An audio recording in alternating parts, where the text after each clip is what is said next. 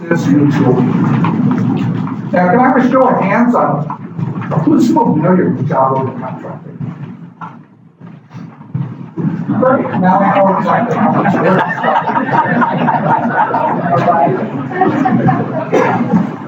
What the heck is it? I have a definition for what it is. I'll simplify it. I don't expect you to read all these. Quite frankly, they're just notes for me to know what it's talking about. It's a process that a public owner goes through, and he uses selection criteria, so most of it's qualifications based, and it has one element that's related to price. Basically, you're going to hire a contractor, they're called a job contractor, to do the work for you. Now, the nice thing about job order contracting is you get to define how much per year, if you want to guarantee them any work, and also the duration with that. I'll get this in a few more details here. But it's really like what we typically call the indefinite quantity, indefinite delivery. We don't know what we want. We don't know when we want it, but we want you to do it. Sounds pretty fair. Yeah, we've been on that. Okay, so this is a tool that allows us to do that. The other thing is, in a job order contract, you're not bidding. You're going to negotiate the cost. Radically different than other public works procedures. You get to negotiate the deal, how much you want to pay with your job order contract. There's a few elements, and I'll touch on them in a couple of minutes, but significant advantage and not have to go through all this bidding process.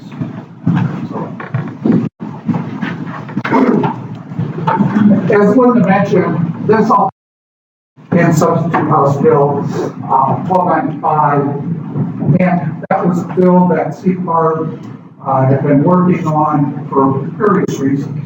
And I'll touch on some of the language here. There was, by the way, there's backstories to all those bills Linda mentioned that made these changes, the same way that there's a backstory on all the changes in 1295. Nothing gets done legislatively without giving tech. You want something as an owner? Labor contracting? Well, we want some. Those kinds of deals. So some of the things in here are not obvious of why they're in there, but they're in there because that's what it took to get it done. Okay? Previously, job work contracting was considered pretty specialized, and the approach in the state of Washington has been to make incremental change. We don't like to make big steps. Oh, what if this goes wrong? Well, they screwed that. So what they started with was some limits on organizations, public owners that could actually use this tool. From a court's perspective,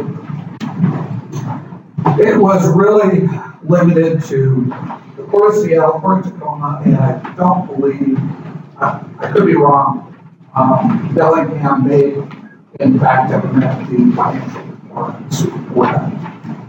So this is a significant change in 1295. We said, take all that away.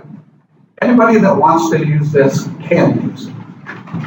So it opens up, as Linda mentioned, we can join with other public agencies, use these tools, and be much more effective in how we get work done. I will say it's not the cheapest, but you have to value your time and impacts to your customer, those cost elements that may not be reflective in a bid to do the job, but are a real cost from a business standpoint. So if you're going to compare a low bid versus a job to do the same job, will never be the same as a little bit. So keep that in mind. The way it's set up, you go out for one solicitation for 2 years.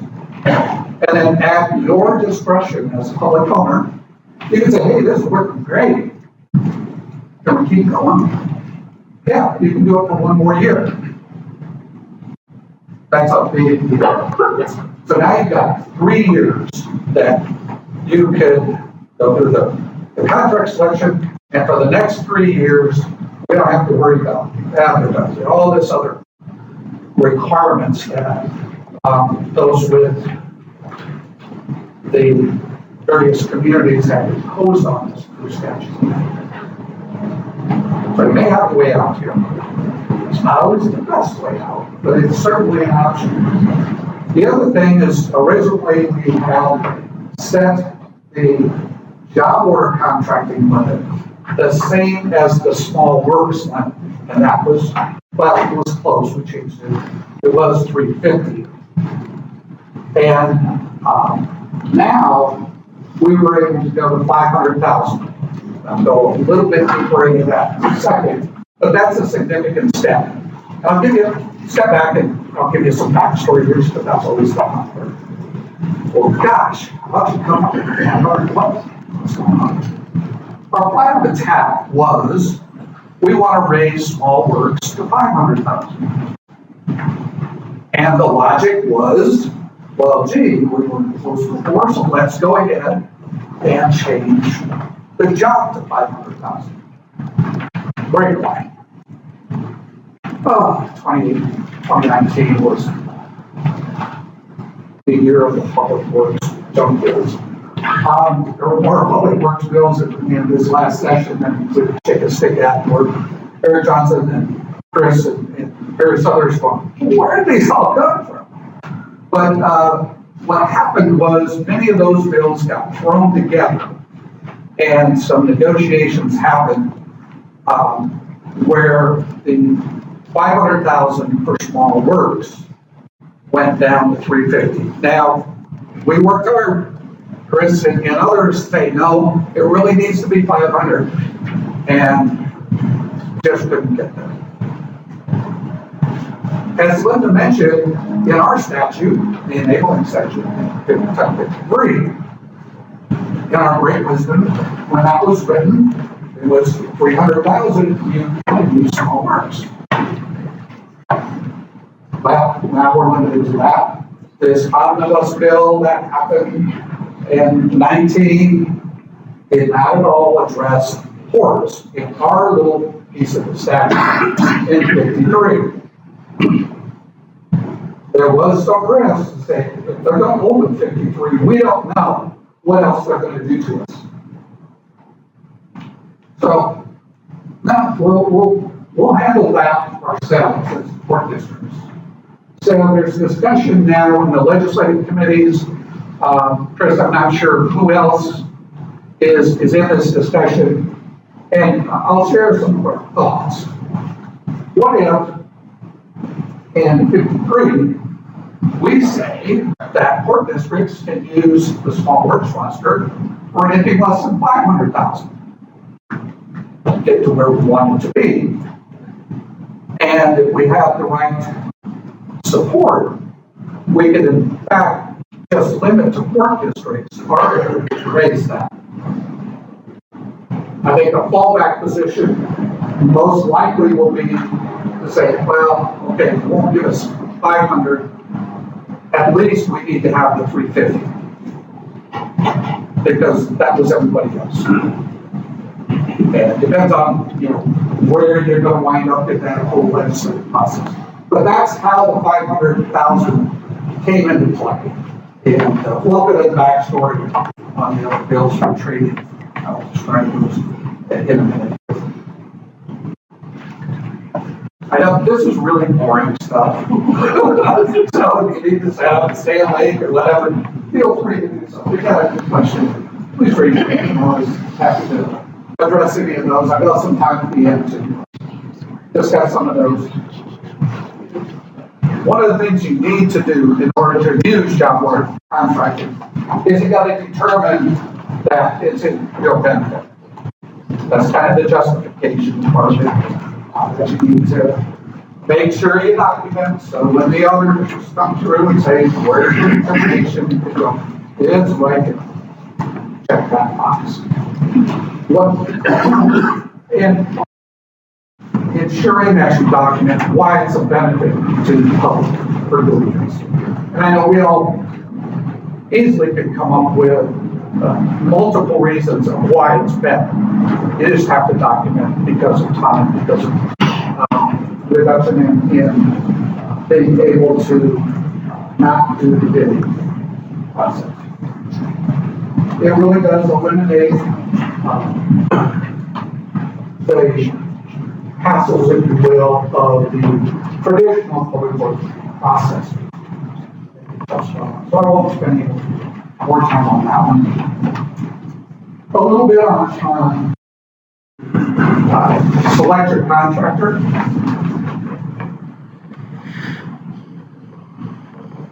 It is a competitive process. You got to go through a request for qualifications, proposal. There's in statute, it tells you what you need to include in those. It's pretty straightforward. You need to look at the qualifications of the contractors to do this. The job contractors are a little bit different flavor than your regular general contractor or specialty contractor. And I'll touch on that in just a second. As I mentioned earlier about the negotiation, one of the things you have to do when you're doing your selection process is you, the owner, must determine what unit price quote you're going to use. Don't going to play this game. Well, one of multiple unit price quotes. Most of you raise your hand. Who's ever heard of RSPs? Okay. RSPs is kind of a national company that assembles cost information. And many of us in the profession of design, construction, utilize this resource to make our estimates. How much do it cost? And there's, the fortunate thing is within the unit price quotes, it shows you material, it shows you labor, and it also looks at either escalators or de-escalators or your location relative to the prices that are in here. So it's a pretty easy tool to get data. So you must define your quote. Now, the statute actually allows you as a public owner to establish your own quote. I don't advise you that because it's a heck of a lot of work. And the data that's required is pretty overwhelming. There are other sources other than RSPs, but that's really the key thing is the book is how you're going to negotiate a price.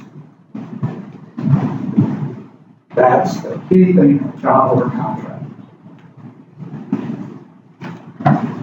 The other element, and this is up to you, it's in statute, is you need to say, I'm going to guarantee you a minimum amount of work every year or not.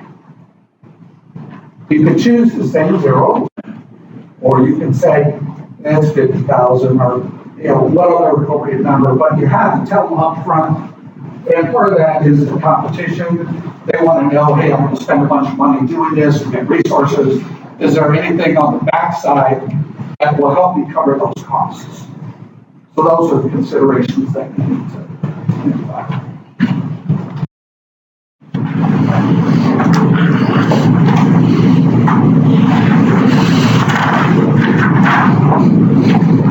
Of course, just like with all of our procurement process, we need protest procedures, and we've got scoring, and we've got what form. It's pretty routine stuff.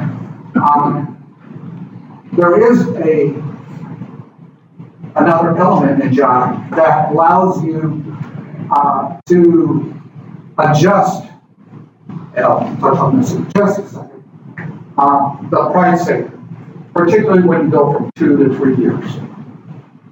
Now, there is a requirement that for each time you do a work order, you need to use the prevailing wage that is in effect at that time.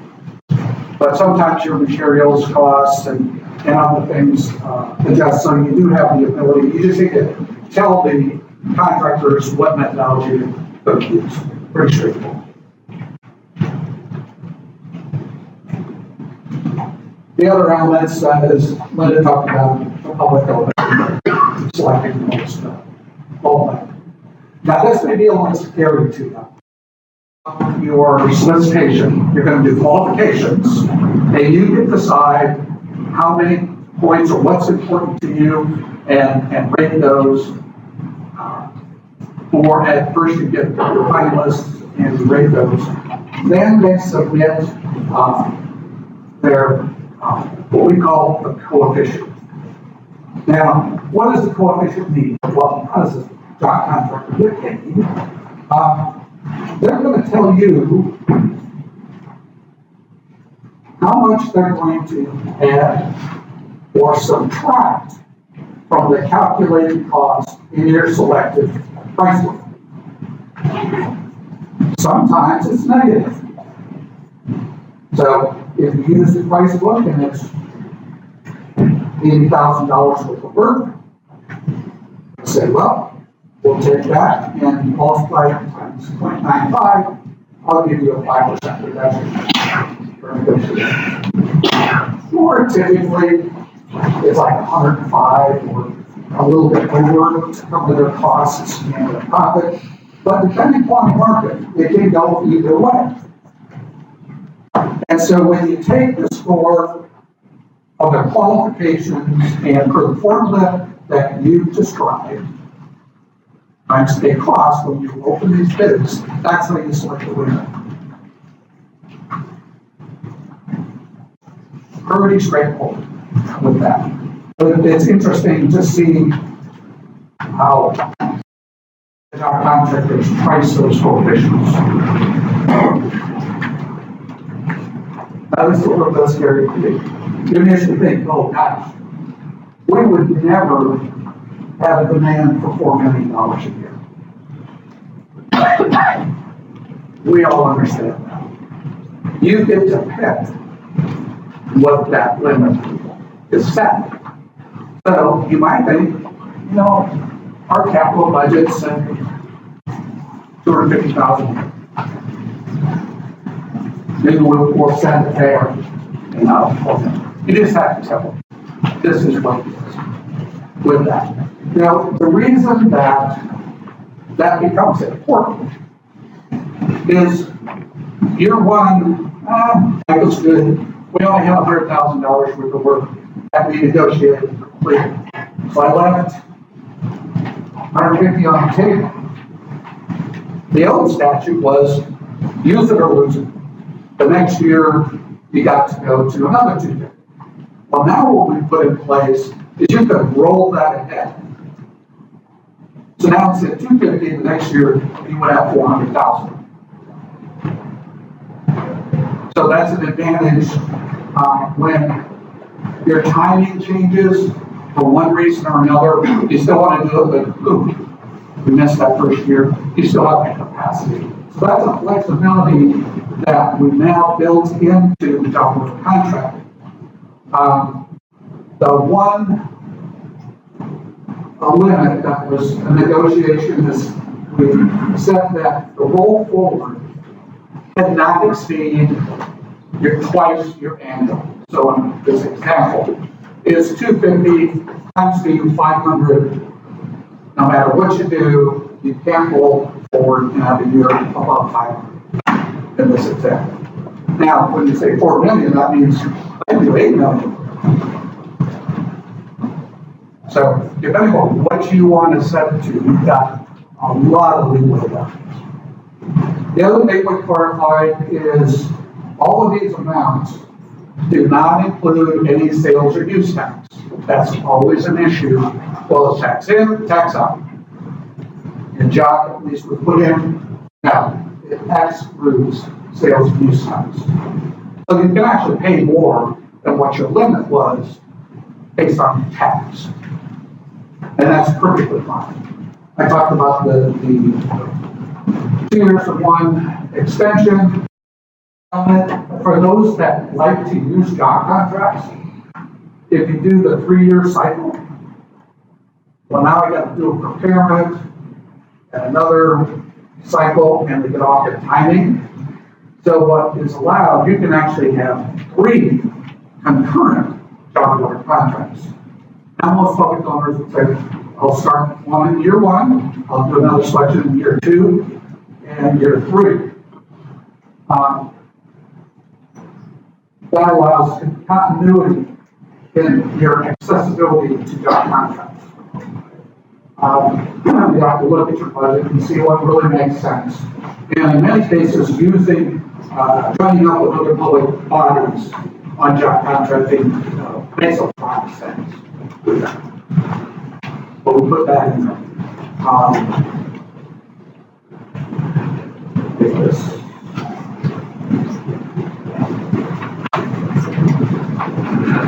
The other element of a job contract is how much work can the actual job contractor do. By statute, it says you have to subcontract 90% of it. You can only do 10%. What does that really mean? Well, the statute does not clearly define what's in the 90% and what isn't. Some public owners interpret the 90% to only relate to the cost to actually build something. As an example, say I wanted to go in and do a rehab of one of my industrial buildings. And I believe, just to make this easier, I mean, that's $100,000 worth of actual work in there. So, what the one interpretation you have, say, the job must subcontract $90,000 of work. They can only do 10%. Now, a lot of them don't do any actual construction work. And so you're thinking about, well, they got to set up a job trailer. They got to set up safety and all the different requirements that you have on it. Is that really part of the cost? A number of owners have said no, it's only the construction. So you have some flexibility to define how you're going to utilize that 90%. One of the additional things, it's also in other statutes, but try to equitably distribute the subcontracts, get a job. This is a very, very key thing. You negotiate as an owner with the job a price. You're done. Lump sum. The job goes out and figures out who they're going to subcontract with, what they're going to do, and manages the whole process with that. If it goes over budget, you win something, you lose something. If it's under, the job makes money.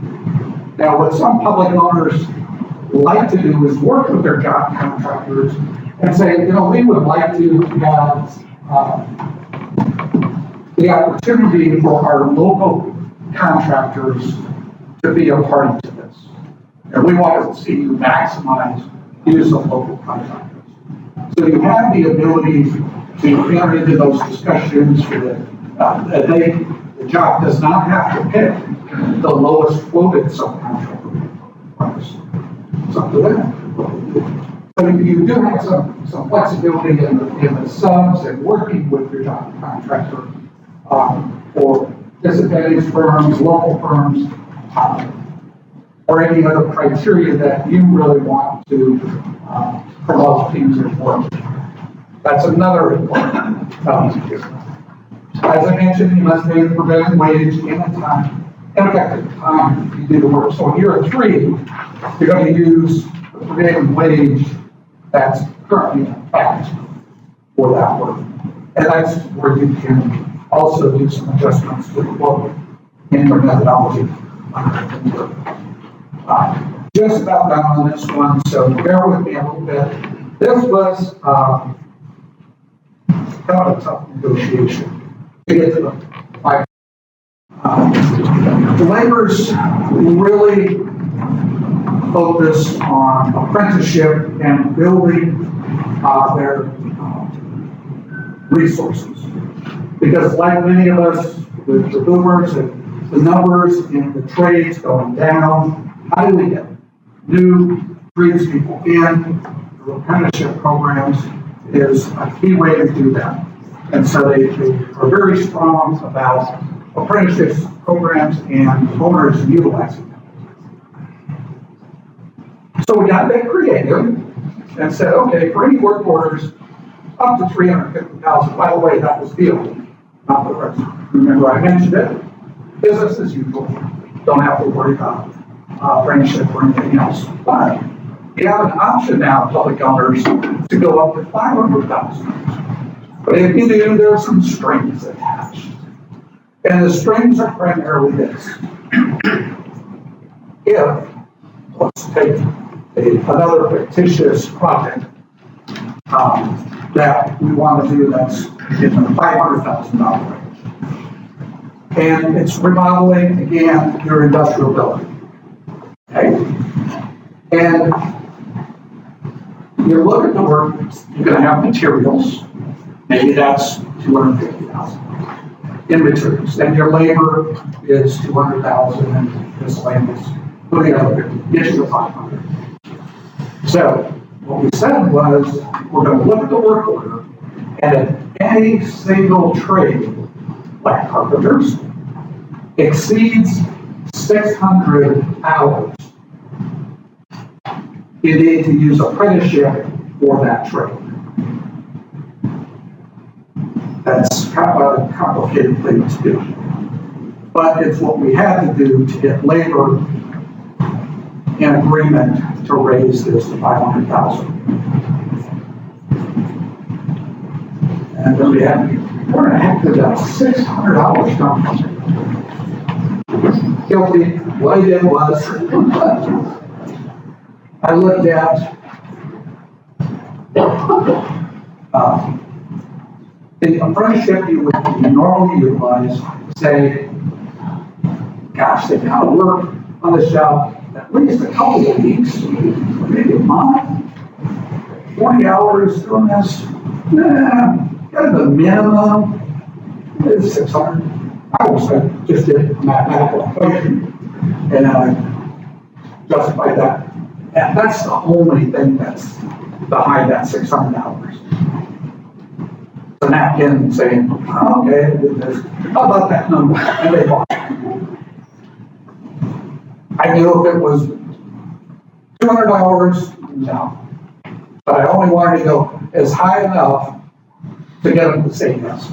And that was the magic number. The nice thing is, as an owner, even if you have this requirement, there's a long backstory, I won't go into it here. But as an owner, you can actually adjust that. Because sometimes you don't have an apprenticeship program where you're doing work. I don't care what you put in the statute. Right here. What do I do?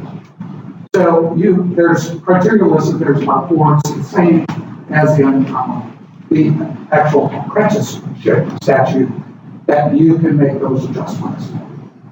But you need to have some justification for doing it. So you're not totally locked in. You just have to document what adjustments you're making for. Okay. This one will Chris on that go along. And something for you to think about, maybe we'll get a more on the Q&A. You say, gosh, Bob, I got all these tools in my toolbox. How do I know? Why would I use this? Why wouldn't I just go out and do this? Or why wouldn't I use the enterprise technology? Each have their strengths and weaknesses. The nice thing about the job is You don't have to define what the word is. You said this is how we're going to estimate it. But we can negotiate all of it. Now, is it a little bit more work to negotiate? Because I don't have a bid price that says for a square yard of asphalt concrete 4 inches is $85. Now, I go to the book. Asphalt costs, labor costs, machinery. So you get a little bit more work. So you may have instances where your unit price contracting is the best alternative. Hey, we do asphalt repair every year. This is part of our budget. We know what that is. So you can use the unit price, well described, you know what it is, and you'll get a fixed cost. As I mentioned earlier, using a jock is not necessarily the lowest resource, but it saves you from, when you're doing your procurement of unit price contracting, of describing these are all the units I need. And then, oh, there's another unit I forgot to describe or just came up. What do? Don't have that.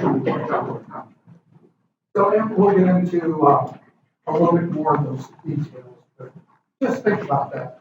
How can I use these to our advantage in the contract?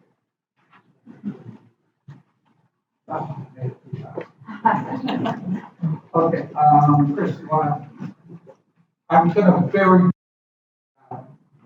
some of the changes that we made in design build.